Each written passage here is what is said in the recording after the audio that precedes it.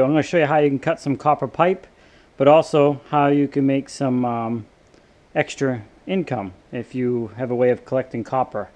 Welcome to Shane's Main Shop, where I cover a wide variety of topics such as how-to, home improvement, some auto repair, some woodworking videos, as well as I do some funny videos of my life stories, and if I go away, I try and get some video of some of the places I go. So anyways, thanks for swinging by and stick around.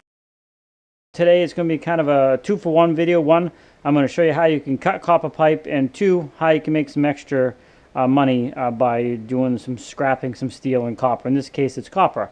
One, I'm going to show you how to cut this. So if you need to do some work in your house and put some new piece of copper pipe in or something like that, and you're going to be cutting quite a bit, then I recommend a pipe cutter like this. However, this one is far bigger than needed for a copper pipe. It's just the one I had sitting here handy. You can get them really small, so if you're in tight spots, you can get in there. But this video is really not about that part of it. But if you want to cut the pipe, you just want to bring it up so it's snug. You don't want to overdo it. You're going to bring it around to turn, and you're just going to snug it up a little bit with the handle here. Bring it around again, snug it up. Whoops, I don't have my vise tight. And you really don't have to have this in a vise. If you're using a small cutter, you can just hand hold this and do it no trouble at all. And you just slowly go around and just kind of feel it. You don't want to squeeze tight if you're going to be using it, because you don't want to distort the pipe. You want to keep it round. So I'm just, going around, and I can feel we're just about there. And just finish that off, and there you go. It falls right off. So that keeps your pipe nice and round. You can sand this up, put your new end on, solder it, and use it. So that's one way to do it. Now, I could do that. Now, if you're scrapping copper and you're trying to get off brass, this is all copper here, but it's considered dirty. Let's say you're trying to get off a brass piece. I can do that. However, the problem is I'm losing this part of copper here if this is a brass fitting, and I'll get a piece and show you here. There's a couple ways you can take these apart. One, you can use the cutter just like I did, but of course you can't get close to the fitting. I could heat this up and just loosen the solder and pull the fitting off. But that's a lot of work if you're scrapping. I guess it all depends how much work you want to put into it. But another way you can do it, if you're just going to scrap it, is just use a hacksaw, and you can cut it off much closer to the fitting, like this, and have very little waste.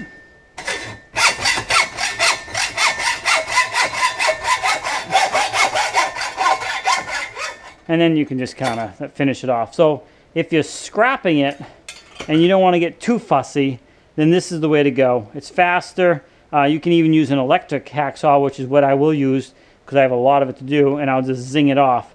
But if you don't have one, fine. You could not use this cutter and get any closer than this piece here because of the way these are set up. So you'd have to, if I want this piece here, I would have to use a hacksaw or heat it and pull it out.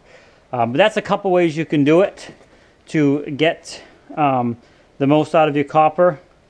Maybe not the most. If you want to do more work, you can get more out of it because they price it out by brights and dirty and mixed and all that good stuff.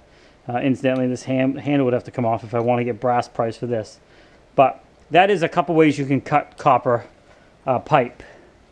And I'm just using this vise here, but you could use a pipe vise. I don't have this one bolted down at the moment, but then this is designed for your pipe to go in here, clamp it down, especially if you're doing like black iron or something like that. You really need it to grab tight, and you're turning a big pipe wrench. I could have it this long or longer, and you're cutting it. So there's a few ways to do it, but anyways, this is just a quick tip on getting the most out of your copper if you're going to scrap it without doing too much work, and a couple ways you can cut it so you're not wasting the pieces closer to the fittings if they're brass.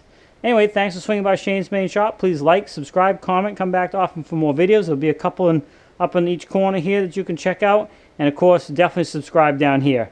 And as always, have a great day.